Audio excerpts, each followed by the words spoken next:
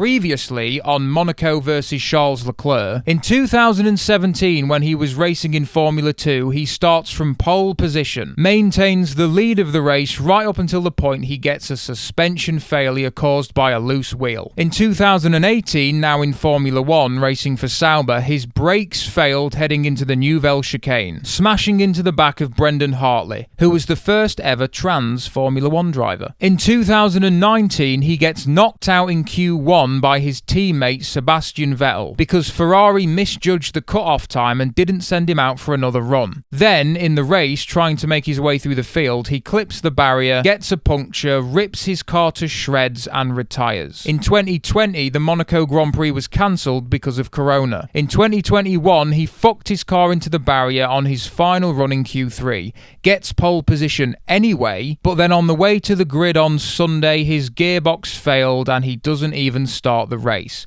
Probably because Ferrari didn't bother checking it after the crash. Now in 2022, he fucks Niki Lauda's priceless 1974 Ferrari into the barriers during a demonstration run. Then for the Grand Prix, he gets pole position, doesn't fuck it into the barriers while everybody else did, nails the start in difficult conditions, doesn't make any mistakes, he's leading the Monaco Grand Prix. And then Ferrari remembered it's Ferrari, so they pulled him into the pit lane at the wrong time, dropping him from first position to fourth, and behind his championship rival, Max Verstappen. So Charles Leclerc and the Monaco Grand Prix have a relationship like Johnny Depp and Amber Heard. It's abusive, bitter, difficult to watch, and at some point one of them's going to take a big jobby on the mattress. There was massive confusion as the cars lined up on the grid. With reports of a huge rainstorm incoming, all the mechanics ran back to the pit lane to get intermediate tyres. It was pandemonium. What we needed at this point was clear,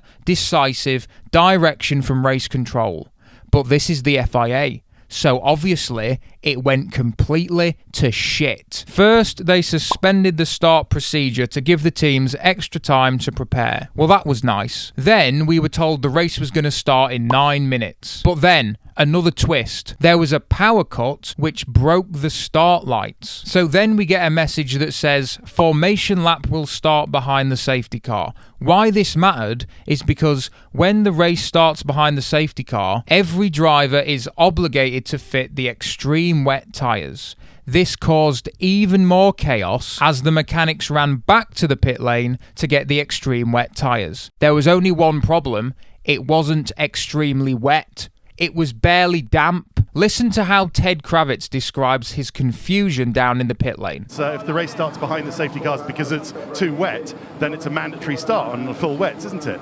But It's not full wet weather. It's barely spitting with rain down here. I just don't get it. What is going on with these calls from race control? It's barely spitting with rain. I don't need an umbrella standing here in the pit lane. He doesn't need an umbrella. But then he did, because by the time they were done fucking about and they finally sent the cars on track, it was absolutely pissing down. So after 2 laps behind the safety car, they red flag it and bring all the cars back into the pit lane, which meant we then got to see the most technically advanced teams in the world struggle to put up a gazebo. After half an hour, the rain stopped and the track started to dry, so all the cars followed the safety car out of the pit lane and started the formation lap. This was it. We were finally about to start the race. Everybody stay calm. Nobody do anything stupid. Oh, we've got somebody off. That is Nicholas Latifi down at the Lowe's hairpin. Oh, Nicholas, you stupid cunt. We've been waiting for over an hour to get this bastard started, and you go and fuck it into the wall on the formation lap. The car just didn't turn. I just crashed into the hairpin. The car just didn't turn, I just crashed into the hairpin. That's what he said. But what he meant was, I don't deserve to be here, I'm in way over my head, I'm making a mockery of this once great Williams team, they should fire me because I'm so shit and I have no real friends. His words. Then, the other Canadian moron, Lance Stroll, also had a moment on the formation lap. Because, of course, it was those two. A little touch on the front right, just check. Little touch on the front right, just check. That's what he said. But what he meant was, my father spent millions getting me into Formula 1 and I'm such a fucking disappointment to him, our family and the people around us. I should put myself up for adoption to save them any more shame. Also, I'm certain my girlfriend is fucking her assistant. And why wouldn't she be? I don't blame her. She's so pretty and elegant and I'm such a fucking disgrace. His words. Lewis Hamilton and Esteban Ocon were getting fresh. They even made contact going into the first corner, which Ocon received a 5-second penalty for, but he didn't take that too well. He said on the radio, "It's a joke. They can't take the result away like that. This is favouritism." Favouritism from the FIA towards Lewis Hamilton? Good one. Carlos Sainz almost fucked it. Zhou Guanyu almost fucked it. Mick Schumacher did fuck it and ripped his car in half. He crashed at one of the fastest points on the circuit. Schumacher was fine, but the crash caused a red flag while the track was cleared and the barriers were repaired. Then the race restarted once again. Now it's time for everybody's favourite segment we haven't done in a while. What did the Twitter psychos think?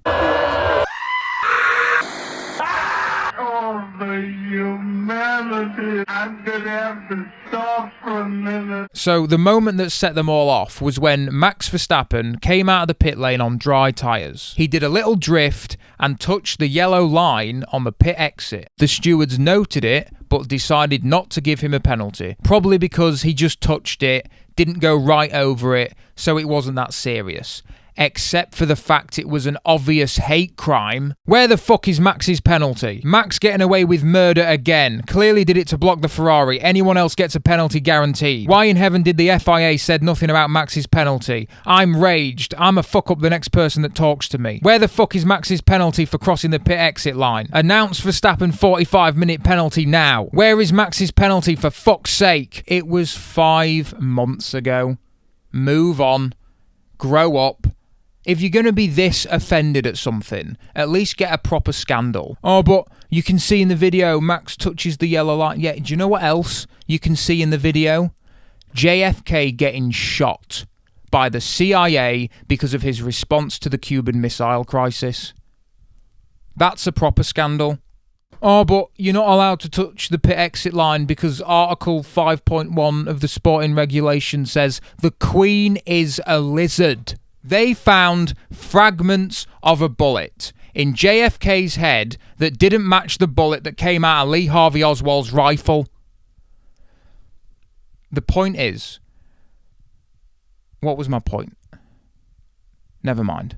So Red Bull take another victory while Ferrari continue throwing themselves down the shitter. George Russell once again outperforms Lewis Hamilton. Charles Leclerc is taking Monaco to court for defamation. And Nicholas Latifi is somehow 21st in a championship with only 20 drivers. How is that even possible? Even Nikita Mazepin wasn't that shit.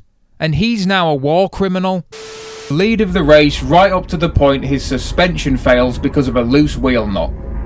He also DNF'd from the... What the fuck is that plane? The nerve? That's government. That's the CIA. I'm in a convertible as well.